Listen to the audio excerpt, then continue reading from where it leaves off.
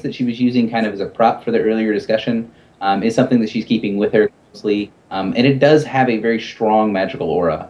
When you sort of tune your magical senses to it, it gives off quite a bit of like radiant light. Huh. Interesting. So I have a good feeling about this thing. Yeah, it's a very peaceful feeling thing. Sounds like something we should probably keep with her when we get there. I guess I'll relay this eventually to the other guys. When I stop playing and go back to doing other things around the ship. So Gary, how do these things work? These big pole deals? So spending a little time looking at them, they basically are just lowered out on a pulley system to be locked into place on either side of the ship, basically at deck level. If you think of the same sort of deal as a gangplank, only instead of it being a gangplank, it's a beam. So they're not. It's not circular. It's a square that you can go out and walk on, and it's got two little rope lead lines that are on either side of it. So when they're actually placed out to be completely horizontal, it's difficult to walk on them, but you can definitely kind of shimmy out and hold on to the ropes to get to the ends of them. At the ends of them, they have, spending a little time looking around at stuff on the ship. There are these glass orbs that are about 9 inches across that sit in a little receptacle at the end of the tube. Is there a safety harness that is attached so that the sailors use to scurry back and forth on these things, or do they even go out on them? No one really goes out on them. I mean, they don't get lowered. You can see how they get lowered and what they will look like if they get lowered. Oh, they don't. Okay. So they stay up for the whole trip. Okay. And the second thing is, you see most people just sort of ignore them and go about their business like there's really nothing going on with them. I don't know, you want me to check it out, or you want to check it out? I can help you out with that. I'm not going to be really effective at that, but you can. I was going to resort to just asking people annoyingly until they've answered. So if you've got an insight into it, go for it. Well, no, I just meant I can fly, so I can get up to the top of it. Yeah, that'd be cool. I'm curious about what they are and what they do. They seem bizarre. Why do you even ride a dog if you can fly? The dog is my mount for battle. Because it's cool, yo. Jeez, I thought that was obvious. It's my battle mount. By the way, as he's checking that, I probably will ask one guy, like, does it seems like the ship has some sort of like observer at the very top of it? I forget what's the English name of that. Crow's nest. Yeah, crow's nest. Out in the crow's nest. Yes, they do have a lookout in the crow's nest. Cool. So that's it. Have they taken on any new crew recently?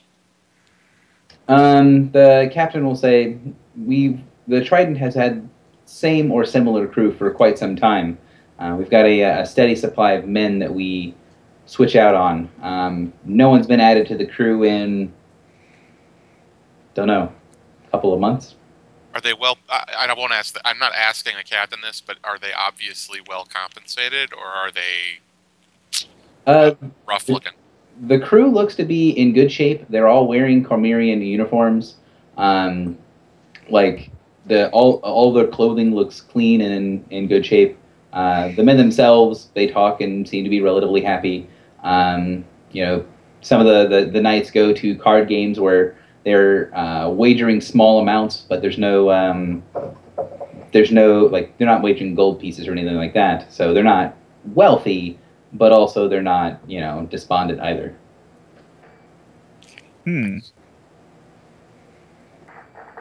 Anyway. Basil, did you want to check these things out? Yeah, sure. I'll fly up and I guess Arcana check it. That's probably it. Okay, give me an Arcana check.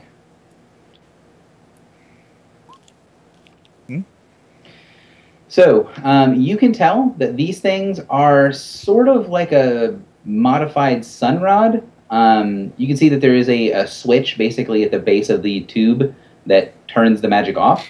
And then if you at the base of the tube where it touches the ship, there's a little lever that you can pull, and it will turn the light on.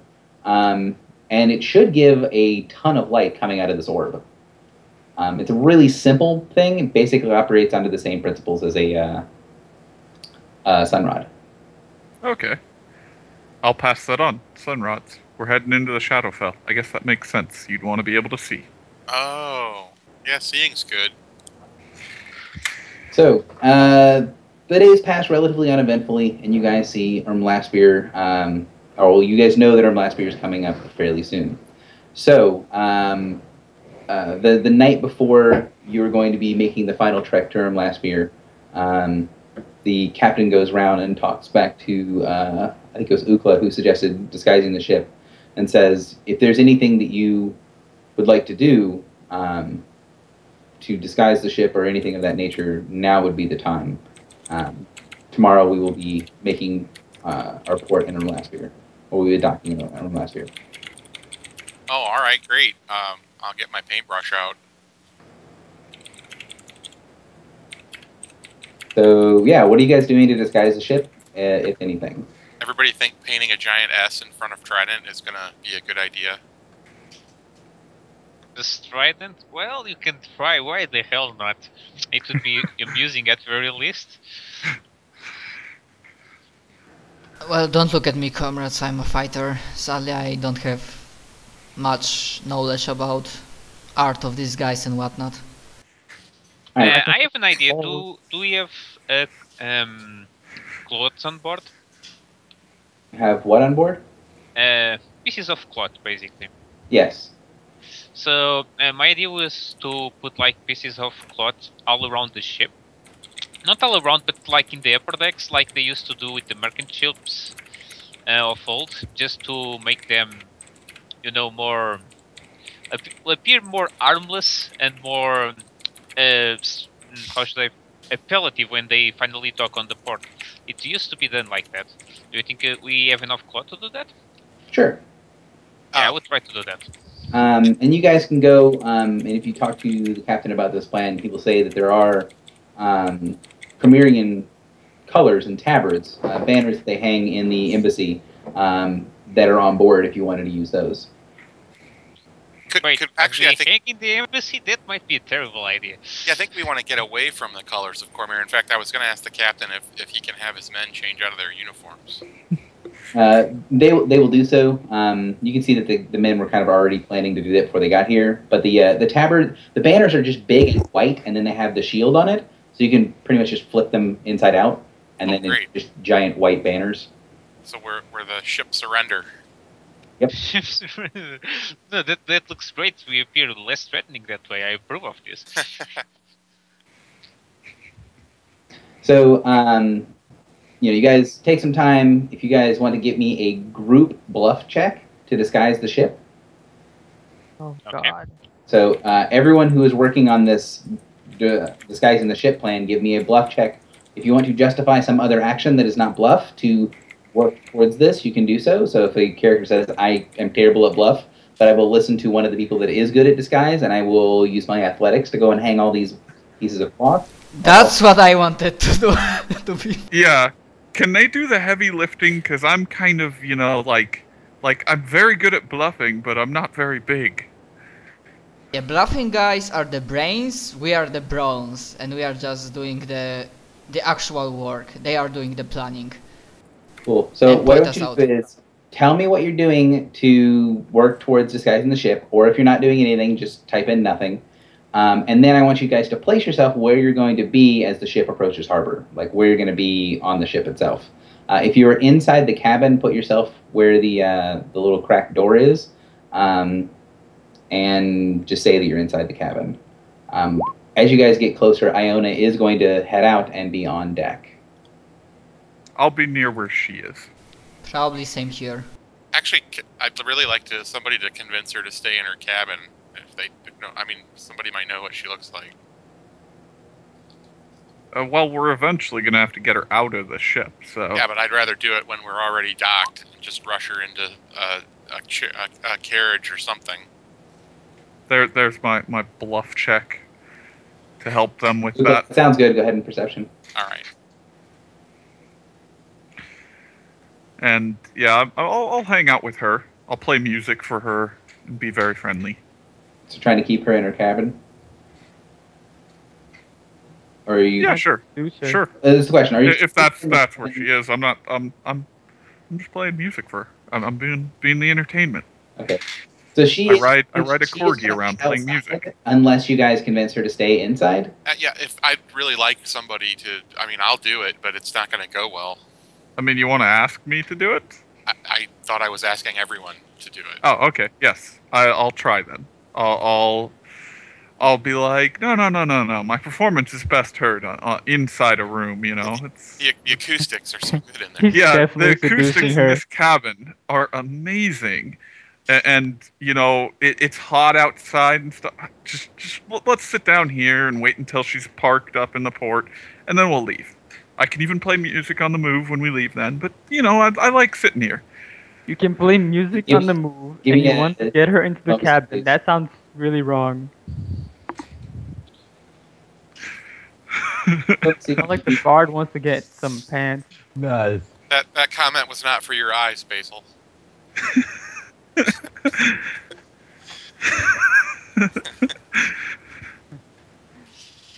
Okay. I will use words of friendship on this one. Okay. So it'll be added into the roll. You don't need to worry about that. There you go. So she will stay inside with you as you guys are going close. And she's sitting there sort of impatiently. She is listening and paying attention. And you guys can basically tell throughout the whole trip, she seems a little anxious, a little impatient, but she's not actually, you know, the rampaging bitch that she seemed to be at first glance. And as you guys are heading along through here, you can see the city start to come into view on the distance in the midday of the next day. It seems like it's getting darker, it is getting darker. It seems like it's getting closer to nightfall than it actually is. As you guys make your way into Rumlaspir, and you see this sort of dark cloud on the horizon. It's not actually a cloud because it's at ground level and it's completely covering everything, but you don't normally see natural areas of shadow like this. And so your brain sort of translates it into cloud that's on the ground. And as you start making your way forward, you see the sailors start to lower the booms. They lower these big things off to the side and switch levers to turn on lights as they start to make it into the shroud around the city of Rumlaspir. Rumlaspir is a big city with a old school kind of dock system that has been slowly growing over the years. There's not any sort of basic layout that's the same throughout, like the city that you left. This one's just sort of a sprawling, a dock here, a dock there, all different styles, all different sizes. Some of them don't even look like they're from the same plane of existence as other ones. And as you guys are getting closer, the darkness kind of falls. And Basil and Ginger, you will notice as you're sitting there, she's Iona's holding the little tube on her lap, and right about the time you guys pass into the shroud, the tube lights up and starts to bathe the interior of the room in a very soft, kind of warm light. I'm going to be like, nifty thing you have there. Inside of the cabin, that's what Basil and Ginger notices.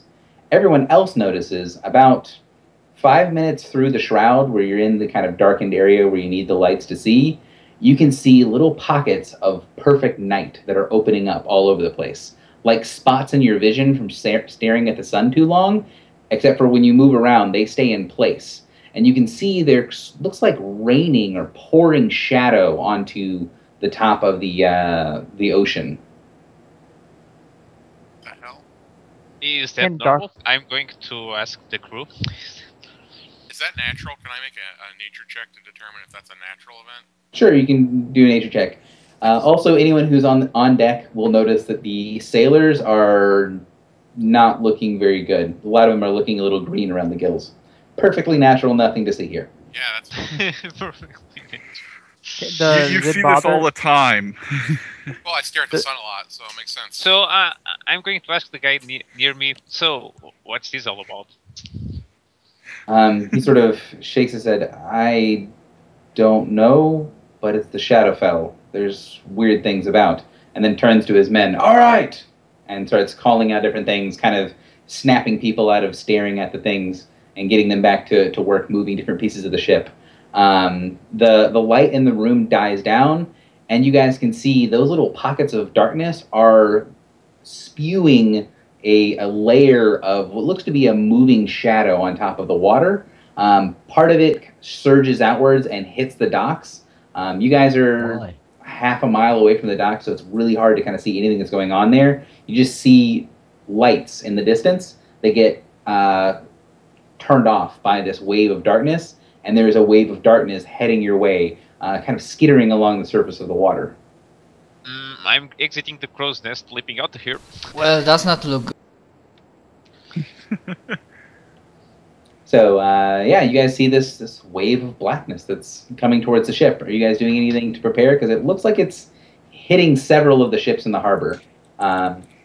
As you see, the little bits of lights from a ship that's up ahead of you, off to the left, kind of wink out when the wave hits it. Captain, can you point your light rods at that thing?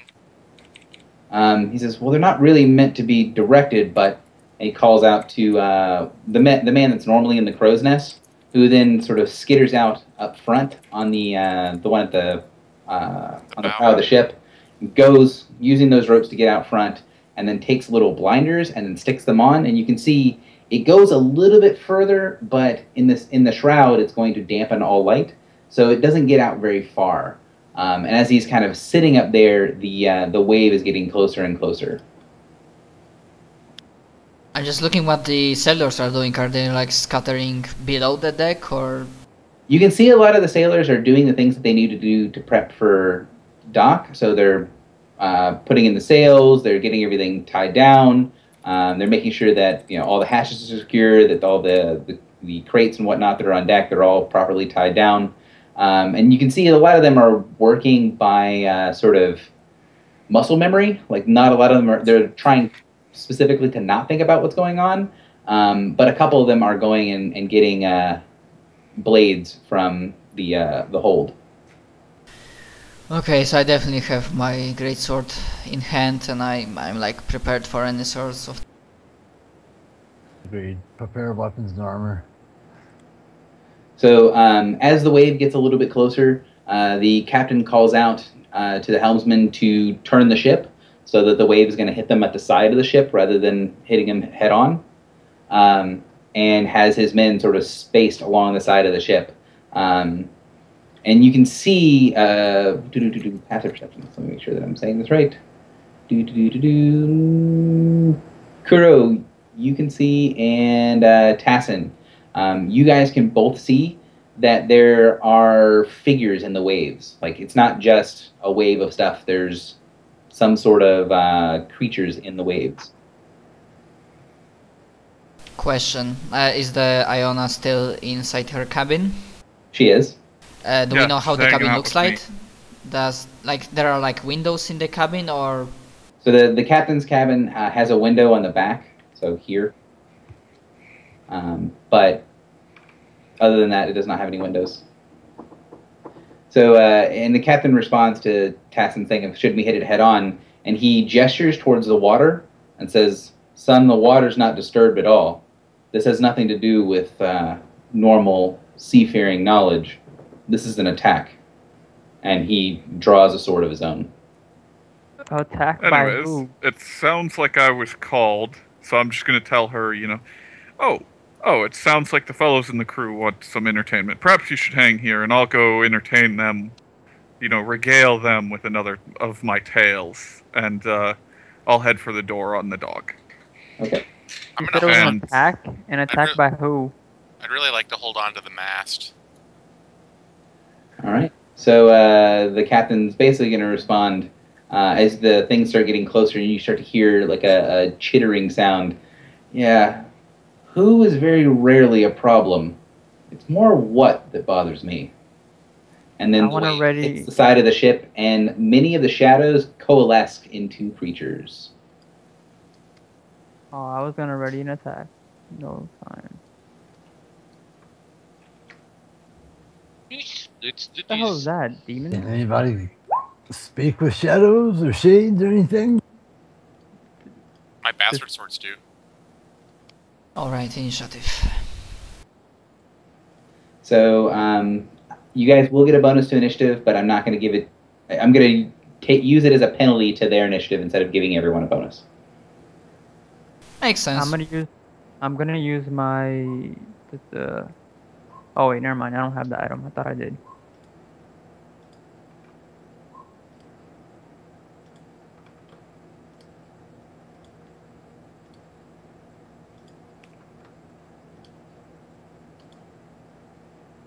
Bats?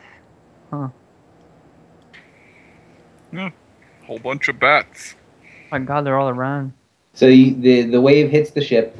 You guys did prepare for it, so this guy's in the wrong direction. He should be over here. The wave hits the ship, and several things coalesce into vipers that look like they're about 8 or 10 feet long. They start to slither up on the side of the ship, as well as swarms of little bat-like creatures that are kind of gathering around, rushing some of the sailors and beating them to the ground with their wings. As well as you can see, just behind the wave, much larger dark figures swooping just above the surface of the water that look like much larger bats. So,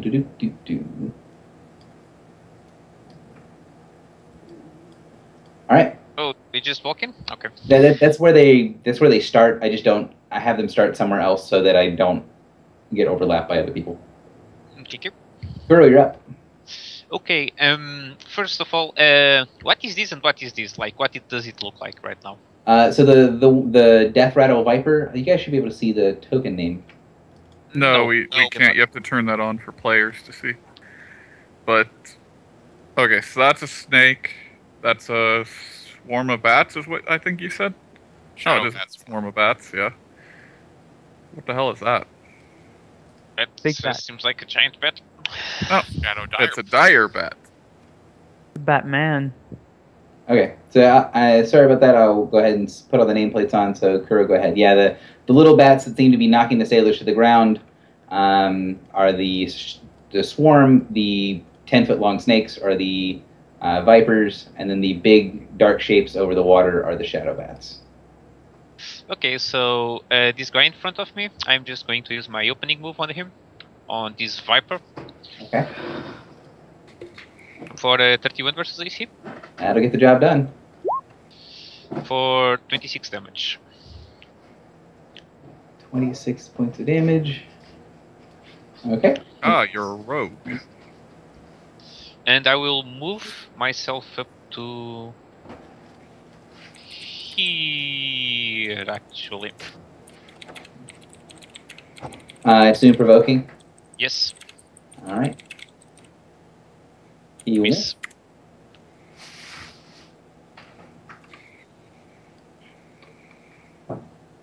All right. Swarm.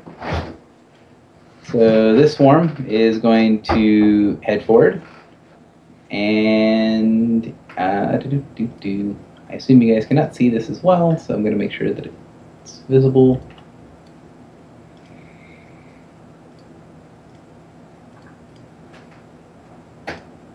I'm guessing swarms in 4th edition have the same traits as in the others, that they are immune to physical damage. They're not immune, no. But they take half damage Oh, from thank God. non-burst attacks. And then if it's a burst attack, they take additional damage. So that is the swarm character trait. And he's going to come up, bite at Ukla, which I assume misses. Yes. Okay. And you are now inside of an aura. All right. And Am I technically in that aura because I am lower down the deck? you're not, because you are two elevation down. Going up the stairs is difficult terrain, as a note. Okay. Viper. Viper is going to come onto the deck, and he's going to bite at Ukla. 25 to hit AC. It's Okay, so 13 points, and he's going to attempt to envenom. 18 v sport.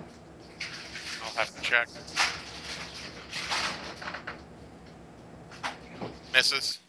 Okay, so you take 13 points of damage. I'm going to go ahead and take my 5 as well, if that's all right. Sure. And bat. So this bat is going to come forward, fly forward. It's going to grab hold of this light and turn it off.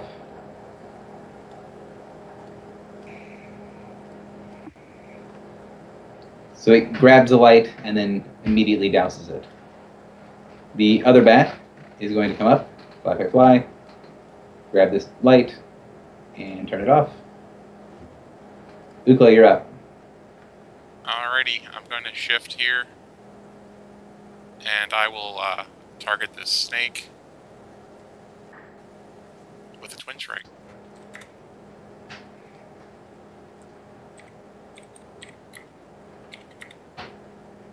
.26 versus AC twice. 26 AC hits, 26 AC hits. 24 damage. Okay. Is it still good to go? It is still fine. Alright, I'm throwing a half-orc assault in there for 6 more. Okay. And then as a minor action, I'll do a ruffling sting. Critical. Ooh, nice. Crit, nice. All the crits. Well done. Crit does 21 damage. Yeah, it looks like it. It is bloodied. Also, that's gonna provoke, that's gonna generate a melee basic attack from my Harmony Blade. Okay.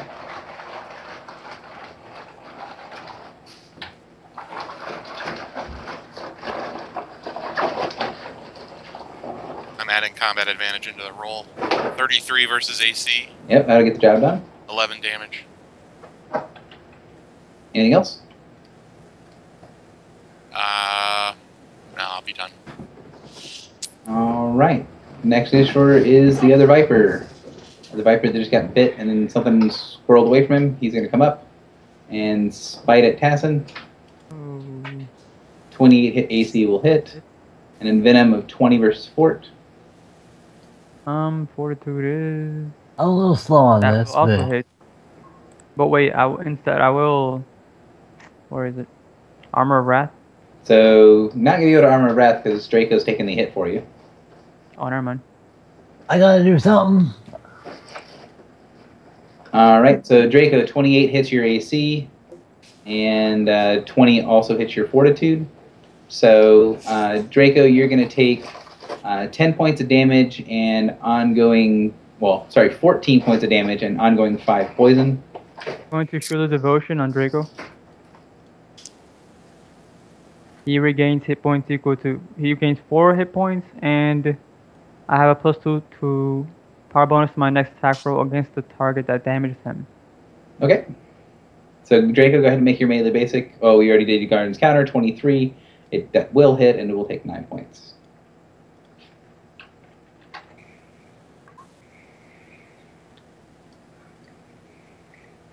All right, that is it for my Viper. Basil, you're up. Okay. Yeah, just 3.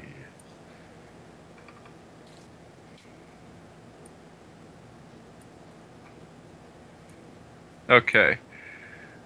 Ginger will run around that way. I will fly up to here, so I'm now flying. And I will,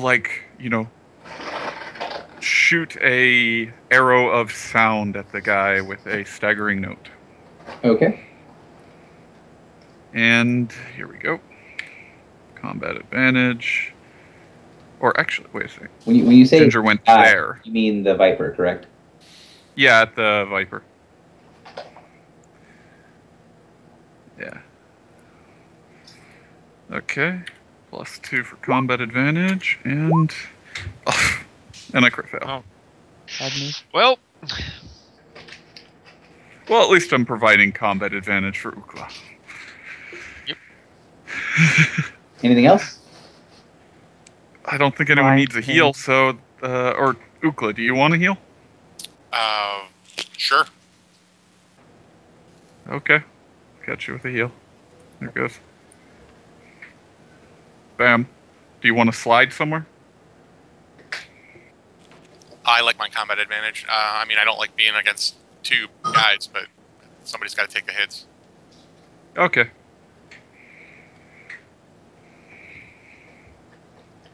All right. So the other shadow bat is going to fly up. 1, 2, 3, 4, 6, 7, 8. And it's going to fly by to here.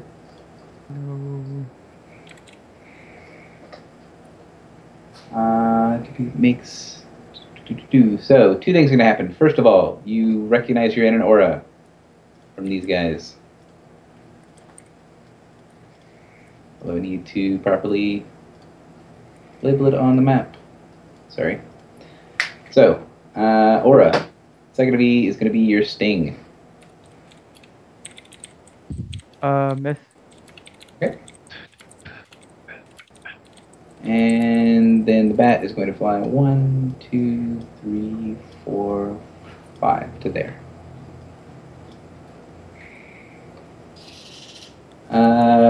Viper's turn. Well, Viper's got one target right next to him, so. Squirrel's right there. 19 to hit. That hits exactly. So sad. 14 damage and envenom. That is going to be 22 versus 4, which will hit. So you are taking a total of 19 points of damage. 5 of it is necrotic, and I'm going. Armor of Wrath then? Oh no, I can't. I already used my immediate. Never mind. Correct. Question. I have a item called the Lifeblood Hide Armor. Do I start with the 5 temp HP? You're going to have to link it for me because I gain 5 temp HP after each rest. Does Yes. starting a session count as correct. rested? Doesn't. Do I have to, Yeah, Oh, it does- you might as okay. well just always have your temp bar up. Because you're just going to always have those 5 temps when you start. Oh, I am. Okay. So it was 14 plus. It was 21 total. It should be 19 total, but if you'd like to take 21 damage, I'm not really going to stop you. Thank you. But you are taking ongoing 5. Which is what I need you to put on your token. And then Nahazar, you're up. Okay, party question. Whom do you want me to help? Do you want me to go to Ukla and support him, or just hit whatever is closest to me? If your damage does full damage to the swarm, I'm mostly afraid of the swarm. I don't think my powers will do full damage to the swarm, although I have Skull Mask and I'm immune to... not immune, I have resist 5 necrotic. Well, I'm less worried about the serpents than anything. So to me, the swarm is the scariest, and because I'm gonna do half damage to it, and the shadow dire bats seem pretty scary too. By the way, when you bloodied the Viper, I was busy doing damage, but he's going to start emitting that. Okay. Okay, then I will... my movement speed is 5, so I guess this turn I can only move like 1, 2... I'm guessing that's 5. You're going to proc an OA if you do any movement. You're going to provoke an OA if you move, but Oh right, because there's a target near me. I'm going to go 5. You can get to 1, 2, 3. So Don't- 1, 2, 3. Don't proc it away if you're next to somebody. Just beat it. Yeah. you Yeah, get I to will there start with beating 4 down on and- Death Rattle Viper. That's right. I mean, I can shift here, I guess. Yep. Mm-hmm. And I'm gonna start just nailing down on that bastard. Starting with, I guess. Guys, by the way, I just noticed that Draco is not in the initiative order, I think. Who? Draco Draco. Draco hasn't fixed his initiative macro still, so I will. Draco, do you know what you rolled for initiative? If not, just hit the button again. Okay, so you're now in initiative order. So 6? Oh god, I thought I did Okay, bad. I wanna hold on onto my encounter powers to later date, so I'm just gonna roll with basic attack. At least his turn didn't already pass, so. Yeah. And I think that's all from me. So you attacked with melee basic, which will hit for 12 points of damage. Is it bloodied now? Will bloody him, yes. Which will also mean that his aura is now in play. Oh, it's a pretty big aura actually. Yeah, it's aura 2.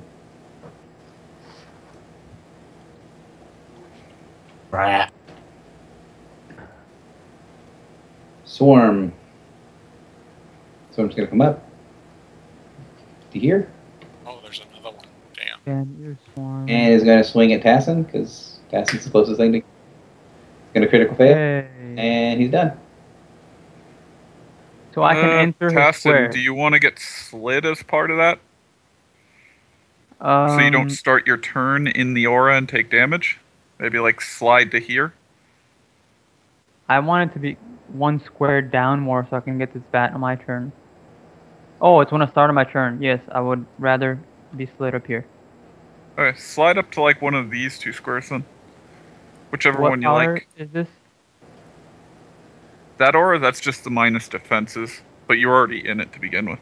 Well, the question is what is allowing him to slide? Yeah. Oh, this is advantage of cunning. It's my feature, class feature. Once per Matrix round, I can't can take it. slide someone who gets missed. Yep. Hmm. Do you have a macro for it? Because it does make it a little easier for people. Oh, I don't think I made a macro for it. Alright. Yeah.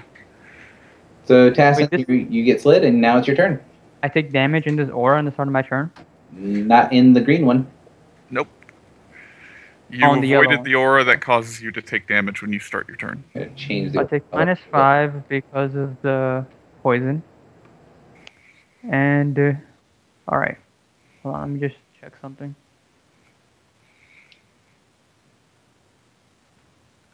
Okay. I will proc an away from the Viper. I assume you marked the Viper, Nahazar? Yeah. Okay. So your mark's gonna be blue, not red. Viper will take the OA. What the heck? So do I get to punch punish him? Yep. Yes. Yes. Bad snake. Oh god, Nice. please kill him with the punish. So that is not going to kill him, but it is going to hit him. The snake's going to be at a +2 to hit you. It's going to be at a -2 to hit you, so it's going to be at a wash. So 27 to hit AC will hit. 12 damage?